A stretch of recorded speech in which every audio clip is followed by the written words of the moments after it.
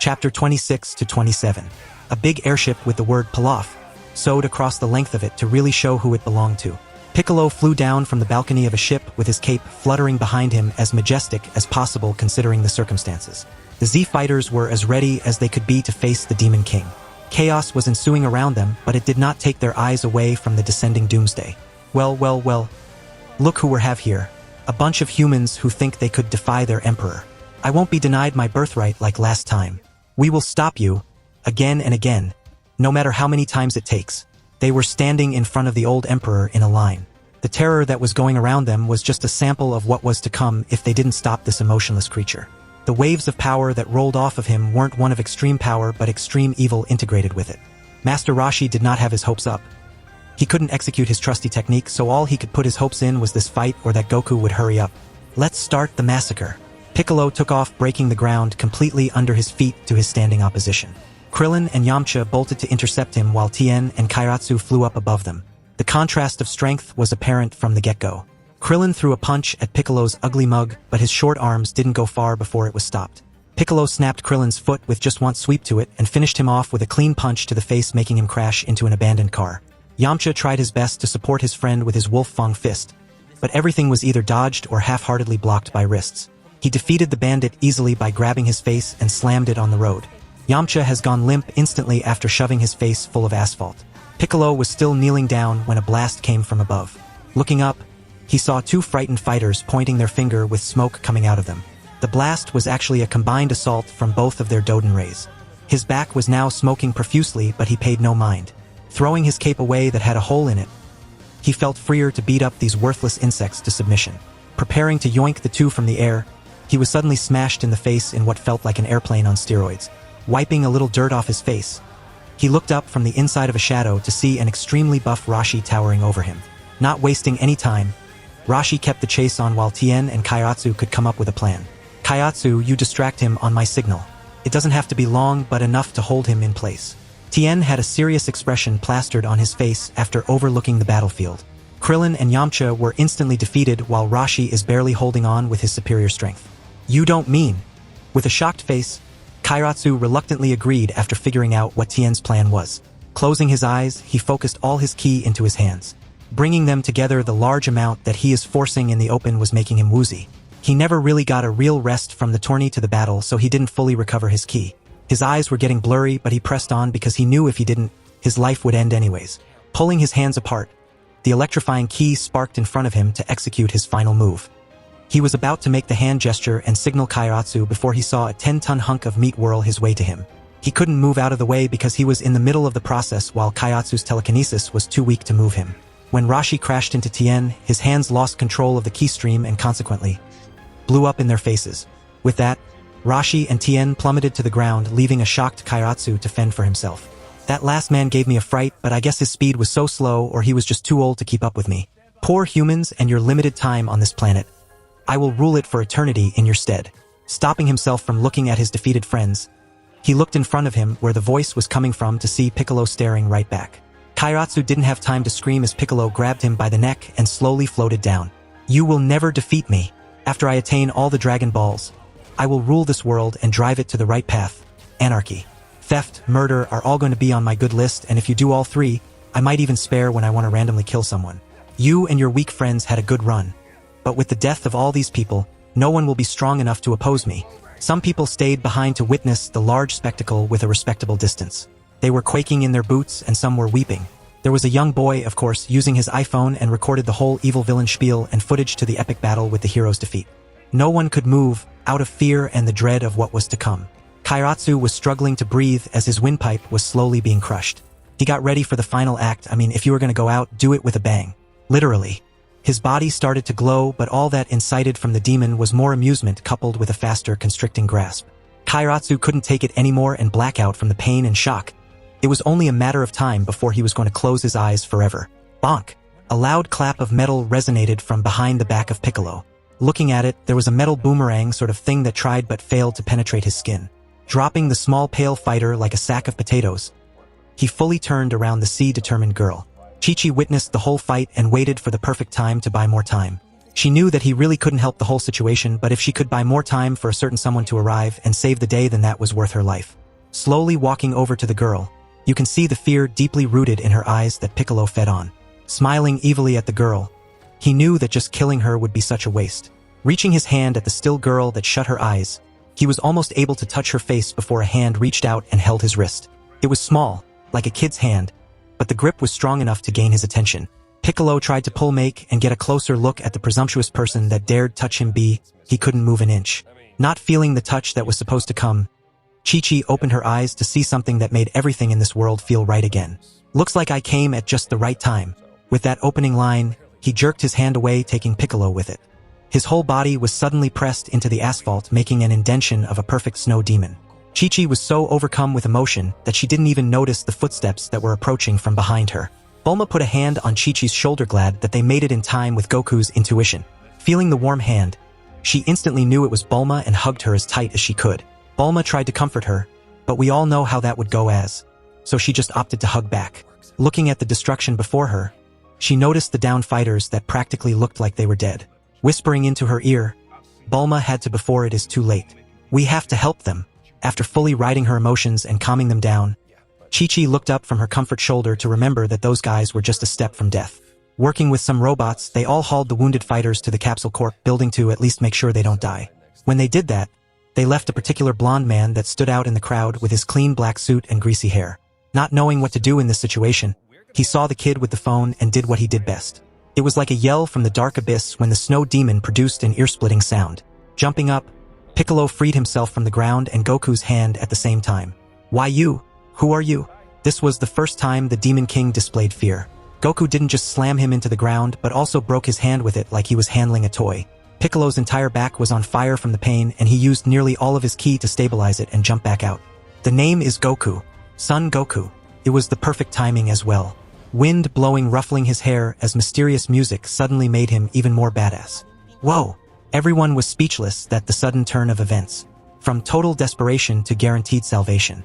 This is Son Goku, ladies and gentlemen. The world's strongest fighter that defeated the Demon King. The announcer was talking to the small phone like it was a microphone. His voice sounded tired and raspy, but it still has the strong intent that was laced with every word said. This isn't over, Son Goku. I might not have my revenge, but it will come back to you. Gurgling an egg from his throat. His legs started to crumble and visibly turn to ash. All this did was making the egg's veins glow red with power. The ash crept his way up at the same pace as the egg was emerging out of the throat. Before it could reach the throat, the egg was fully out. He yeeted the egg like a cannon while saying one last thing to his son. Avenge me, my son. And with that, the Demon King Piccolo vanished with the wind. Goku wanted Piccolo to be born as he knew him in the OG, but this was something different. He would have honestly done nothing when the Demon King produced Junior, but he was actually standing still because he was shell-shocked. Goku felt the ki and life energy inside Piccolo slowly deplete into the little egg that he created with all his heart. It was no doubt that this Piccolo would stronger than the original since his dad wasn't on the verge of death this time and put everything into the egg.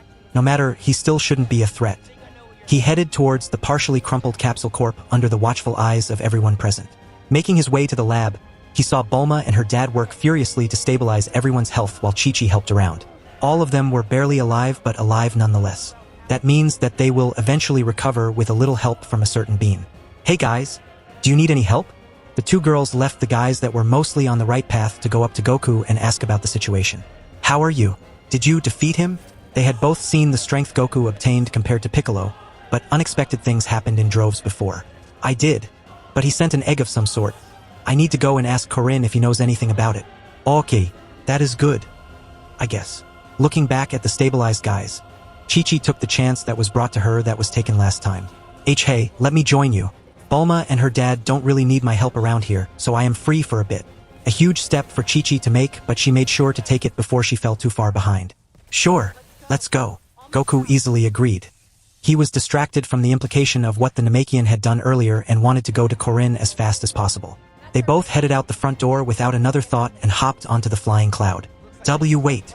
Bulma watched the two of them leave with a hand reaching out to them.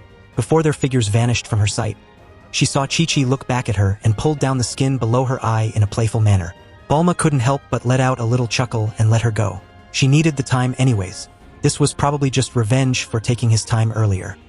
Meanwhile, hey kid, What are you going to do with that recording? Announcer-san asked the little boy. I don't know, maybe upload it to YouTube. I might get a few thousand views before it gets taken or something. The kid was picking his nose while watching the video over. The situation was a little too surreal for his brain to handle. How about this? I take the video from your hands, and I will give you a couple of hundred zeni in compensation. The little kid was a little startled from the offer. He didn't know that it cost that much. In his opinion, this looked like a very well-executed movie shoot if anything else. Sure. Blinded by the money, he agreed too fast to negotiate. Oh, the minds of children. Passing through the air for another long travel to Corinne's, Chi-Chi and Goku made some small talk. Chi-Chi was of course as awkward as usual around the boy, even though their height difference has been improving since the day that they met. She still tried her hardest to become closer to her. So you and Bulma got the Dragon Balls? Why do you need them? Goku was very curious. This round of Dragon Balls wasn't too hard to get from what he could recall, but why did the two girls need it? Oh, our adventure was great. We met a whole bunch of new people traveling the world. There was this one guy with a sword and he was super strong. Chi-Chi tried to avert his attention to another subject, much to Goku's ire. She knew that if he knew, he would definitely be against such a weird, stupid, and selfish wish. That is just how he is. He grumbled at the poor execution of ignoring his question. He did the same with Bulma when they were together, but she also avoided talking about it. In the end, he had no choice but to remain ignorant about it. It is not like the two are evil or anything and would wish for something that would harm others. They talked some more while they headed to Corinne's tower. Making a quick pit stop at his house to pick up something, they finally arrived after a long-winded conversation that was extended far too long for its own good. Corinne was standing at the edge, seemingly waiting for him to come. Goku, I see that you have come back. Yeah, I defeated King Piccolo, but he sent some sort of weird egg. I was too stunned at the situation to grab it. Do you know what it is? I did see that he did that. I have an idea, but I think you would have a better chance of going up to the big guy about the situation. The big guy? This was Chi-Chi's first time seeing Corinne, but from what she had heard from Goku, he is the most respected and best martial art teacher currently on his planet. Who could be bigger than him? Who could it be? Well, it is Kami. Corinne said everything in a monotone voice as if he didn't just shatter the girl's worldview. Kakami? And no way that he is actually real, right? Corinne chuckled at the little girl's response while studying Goku's expression. He made sure to widen his eyes at the appropriate time to make him look shocked, but Corinne was someone hard to fool. There is something weird about this kid, but I don't know what. He looks and acts like it was a surprise, but I don't feel the emotion off of him. Let me show you. In fact, his lookout is right above this tower. All we need is something called a power pole, but I don't know where it is. Oh, I have it right here. It was my grandpa Gohan's weapon before he died. Goku reached for the little staff that he took from his house on his way over here. What a coincidence. Say, Goku, I don't remember seeing you with it last time you came here. You didn't even mention it. Chi-Chi was also a little suspicious of his behavior. They had to drop down by his little hut in order to get that, but from what the conversation entailed before, he didn't know about Kami and the way to get up to his base. Well, Baba told me about it when I visited her one time. Yeah. She told me that I would need the power pole for my next step. When I didn't know what to do, so I grabbed it at this time. I see. Fortune teller Baba is indeed a mystical force that would be able to aid you. Corinne said that out loud by voice, but thought something different in his head. Why would she tell him about it? It is not like it is something that is important enough to warrant her attention. He would have just went out to get it when I told him I needed it. Seeing Chi-Chi and Corinne start walking to the top of the platform without any more questions, he breathed a sigh of relief in his mind. Corinne would have definitely found out something if his ability to read others' thoughts weren't blocked by Goku's unusual condition. The Force thought that Goku, knowing that he would need the power pole in advance, was due to future information and therefore blocked Corinne's reading upon why he actually got it. Going up, the trio circled around the top of the platform where a little hole was situated. Corinne slotted the staff onto its designated position and looked over to Goku. Take this bell. You will need it for confirmation that you are the chosen one.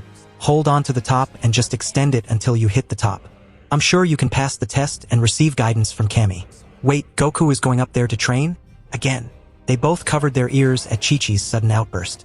When are you not going to be training and actually live like a normal person? Well, I, got to go. Goku knew when to dip as if his life depended on it.